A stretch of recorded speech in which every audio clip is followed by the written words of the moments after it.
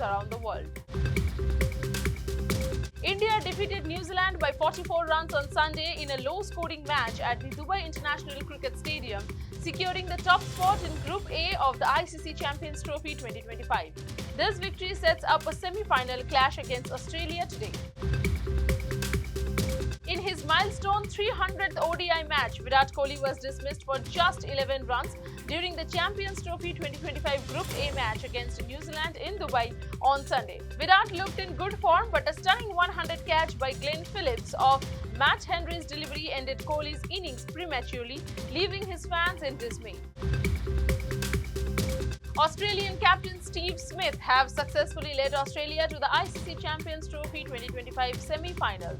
They are set to face India at the upcoming semi-final in Dubai. After securing a spot in the knockout stages of the ICC Champions Trophy despite a rain-affected tournament, the Aussies flew to Dubai ahead of their next game. Speaking to the media, Aussie captain Steve Smith explains reset ahead of their semi-final showdown against India.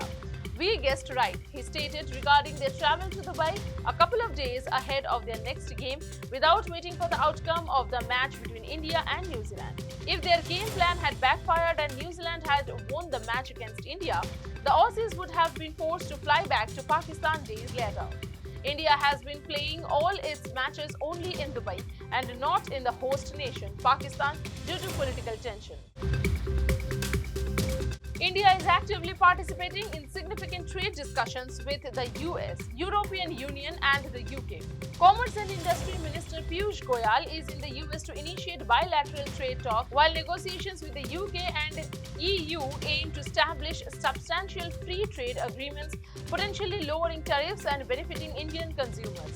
India and US to negotiate bilateral trade agreement to double commerce to $500 billion by 2030.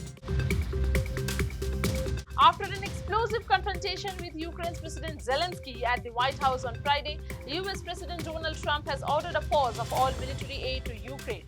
Donald Trump has criticized Zelensky for not being sufficiently grateful about the US backing Ukraine in the war with Russia. The President has been clear that he is focused on peace. "We need our partners to be committed to that goal as well. We are pausing and reviewing our aid to ensure that it is contributing to a solution," a White House official said, as quoted by Reuters. Speaking to reporters outside the assembly on Article 370, Jammu and Kashmir Chief Minister Omar Abdullah on Monday stated that the National Conference will not repeat the same resolution as it has already passed and it is still holding.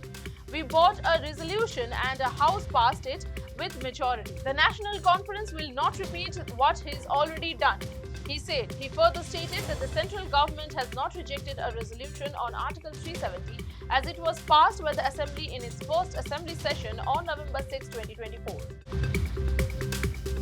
Chetan Nikam, Deputy Secretary of Home Department, has granted an extension to the Koregaon Bhima Commission of Inquiry investigating the cause of violence in Pune's Koregaon Bhima area on January 1, 2018. During the 200th commemoration of the Battle of Bhima Koregaon, one person had died and several others were left injured in the riots.